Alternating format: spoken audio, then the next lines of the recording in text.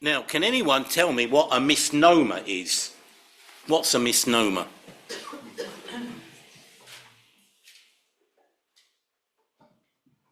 Something you intend to get right or get it wrong. Sort of, you're on the right track. I think it's the name given to something which is either wrong or misleading. So here's an obvious example of a misnomer. What's that? Guinea pig. It's a guinea pig, but it isn't a pig. It's a guinea pig is it's a rodent, that's right, yeah. So what's this? Koala bear, yeah. But it isn't a bear, it's a... Oh, very good, very good. What are these? Peanuts. But they're not nuts, they're legumes. Legumes, yeah, so I think that's related to the pea family. Okay, now, is any... is Lily here? Yeah, Lily. You study French, don't you? Is that right? You told me the other day you did. Oh, good. I'm relying on you. Anyway, so do you know where this city is? Paris, in France, yeah. So, do you know the name of this bridge in front of the Eiffel Tower? Right at the front of the picture. This is why I might need Lily. Very good, Anne. Yeah, excellent. Yeah. So, and what does Pont Neuf mean, Lily?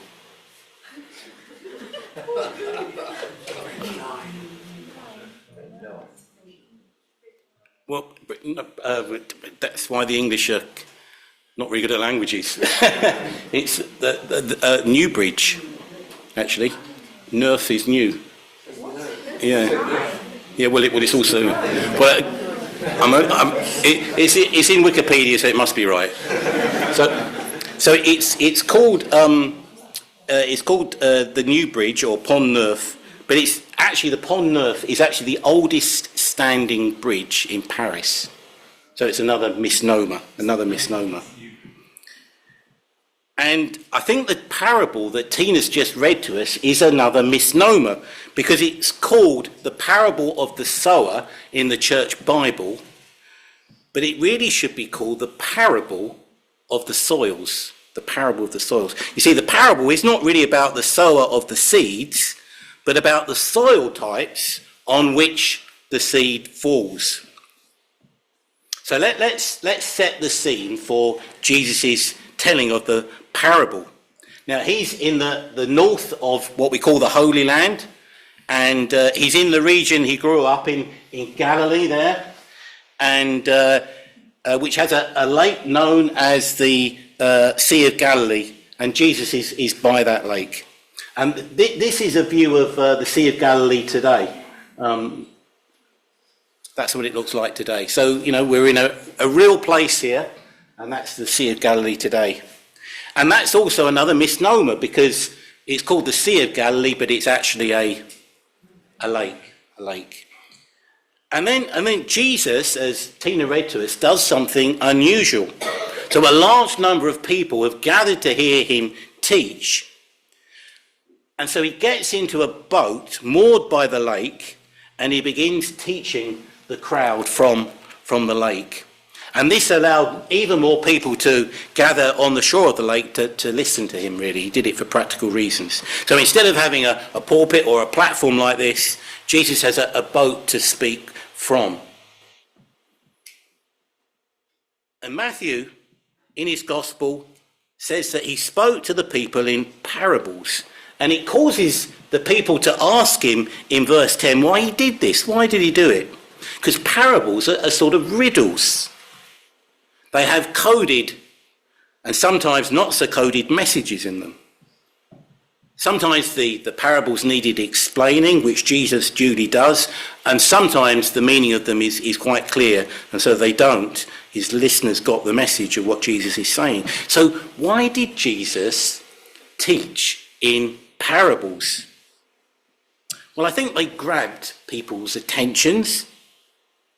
They raised his listeners' curiosity levels, and the parables really intrigued people. and they wanted to find out what Jesus meant by them. And often, well, invariably the case was that the parable had a pointed ending, and it posed a challenge to those who were listening.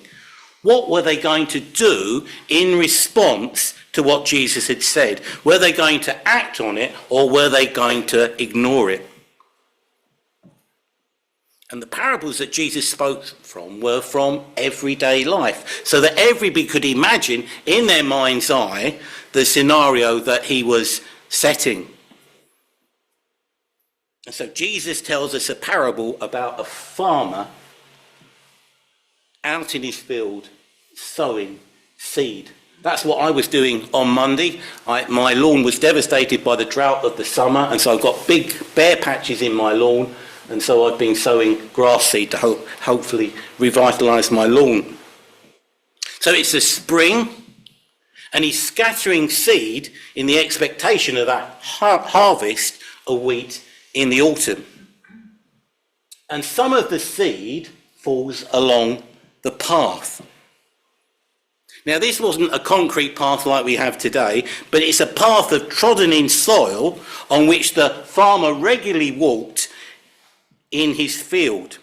And as this soil was a walkway, it became compacted, it became hard, it became firm and flat.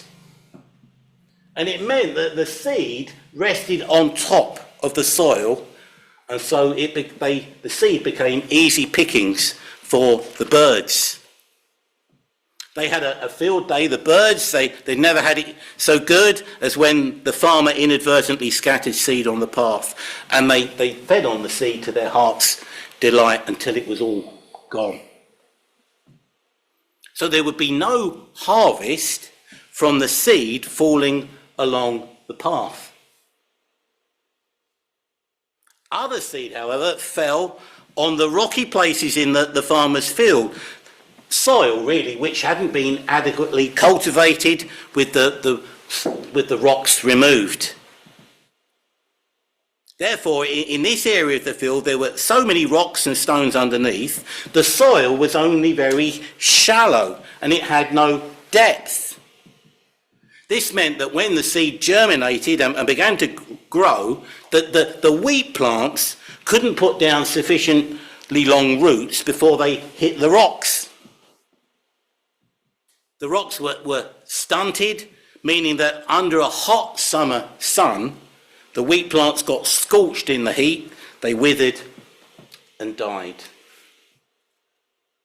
The roots didn't go down deep enough to extract moisture for the plants to survive. So there would be no harvest from among the seed which fell among the rocky places either. And then yet other seed fell among the thorn bushes. Now, gardeners will know this. Unwanted plants like thorn bushes and weeds, well, they have a nasty habit of springing up in the fields and gardens, growing quickly and establishing themselves. So the soil in this area of the farmer's field was already largely occupied. There simply wasn't the room for other plants to grow and establish themselves. So that the thorn bushes choked the life out of the wheat plants. There would therefore be no harvest from among the seed falling among the thorns either. But at last, the farmer gets to some good soil, not hardened by being constantly trampled over, not full of rocks and stones, not full of weeds and thorn bushes, but soil which is soft, deep, and clear of weeds. It was soil which was fertile and cultivated. It was soil ready to receive the seed. And this is what happened. The seed germinates, the wheat plants grow, they establish themselves, and when it was time to harvest, well, there was an abundant crop to gather in. So Jesus tells this parable, and then he says no more. He leaves it at that. And the people listening and his disciples puzzle are puzzling over what he said. What did he mean by it? So later, just to his disciples, he explains what the parable means. And the characters in the parable are as follows. Well, the sower is anyone who is sharing the good news that God so loved the world that he gave his one and only Son, that whoever believes in him shouldn't perish but have eternal life. So the sower might be a preacher in a church. He might be somebody preaching in the open air. He or she might simply be someone having a coffee with a friend, sharing the good news about Jesus. The seed is the good news itself. The seed is the gospel that Jesus came into the world to save sinners.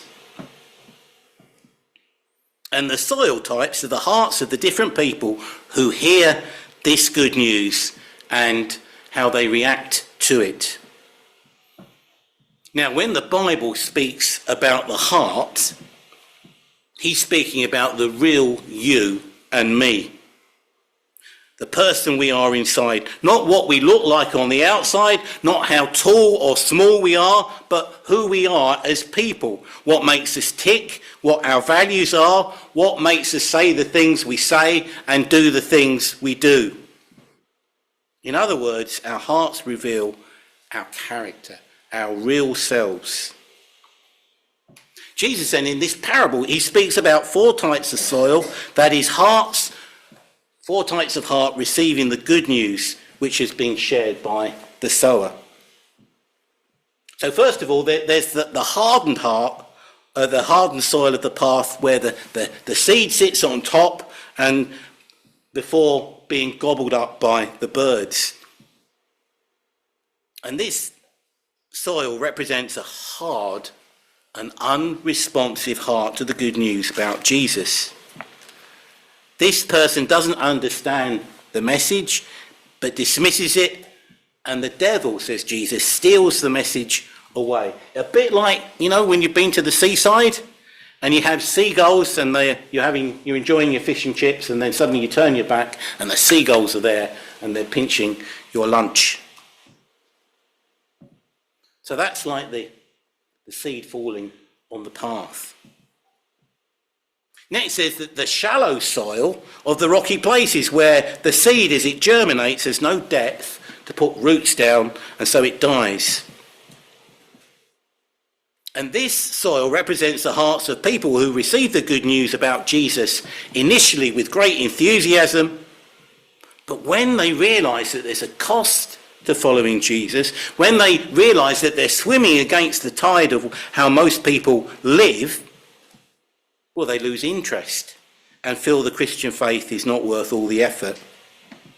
So they give up and they go back to their old way of life, which is much less demanding and therefore much more to their liking. They make a start, but they soon drop out. As we know in life, it's very easy to start something, but it's much harder, isn't it, to carry it on and to pursue it to the end.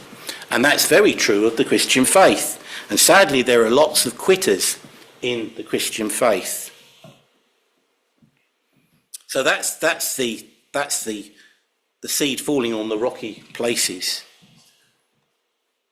Next, there's the densely populated soil of the thorn bushes, where the seed has got no room to grow and thrive, and the thorns squeeze the life out of it. And this soil represents the hearts of the people who are preoccupied with the world, this world, and who think that having lots of money is the answer to everything. And from our reading, Jesus calls this the deceitfulness of wealth. And that's what wealth is. It's deceitful. People who are hard up think if only they had more money, they would be happy and their problems would be solved. And those who are well off think if only they had even more money, they would be happy and would have no problems. But that's an illusion. That's not true. And that's why Jesus calls wealth deceitful. It promises us what it cannot give us. I realise I'm going to have to explain this to some of the younger folk here. The Beatles were a pop group of the 1960s. And they sang a song, Money Can't Buy Me Love, Can't Buy Me Love. And that's the same, really. Money can't buy me happiness. So hearts which are engrossed in this world and are taken up with what this world has to offer, they may hear the good news about Jesus, and they may even pay lip service to it, but it makes no tangible difference to them. It does them no good. They bear no fruit. They stay the same people they were, and they don't grow into the likeness of Jesus. Their Christian faith is in name only.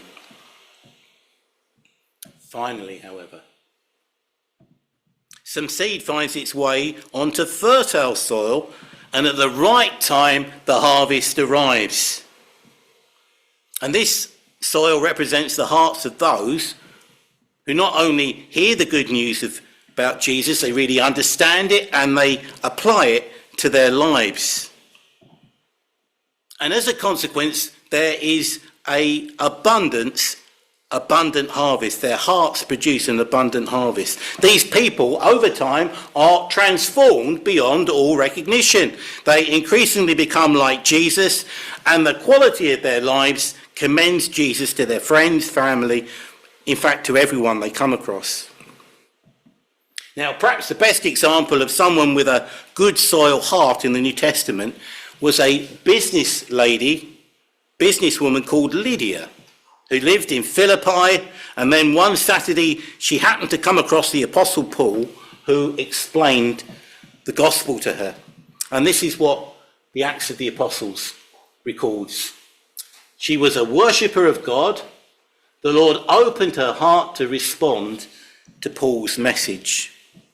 Her heart then was ready to receive the gospel. She was already interested in spiritual matters. She was hungry for God, but she needed pointing in the right direction. And so when Paul explained to her the good news that God had come into the world to save sinners like her, well, Lydia took it all in. She believed and acted on it by being baptized.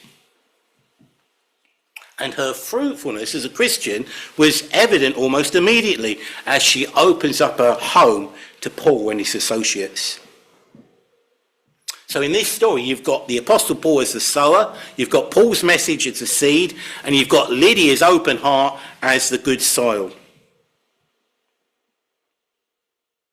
The question the parable is asking us then is this: which soil type are we?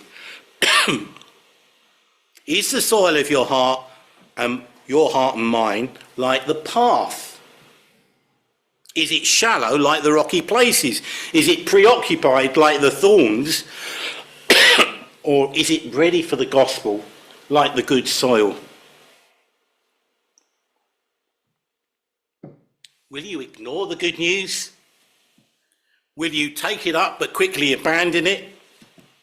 Will you take it up perhaps but neglect it? Or will you, like Lydia, fully embrace it? You see, if your heart is good soil, God promises you a lifetime of fruitfulness.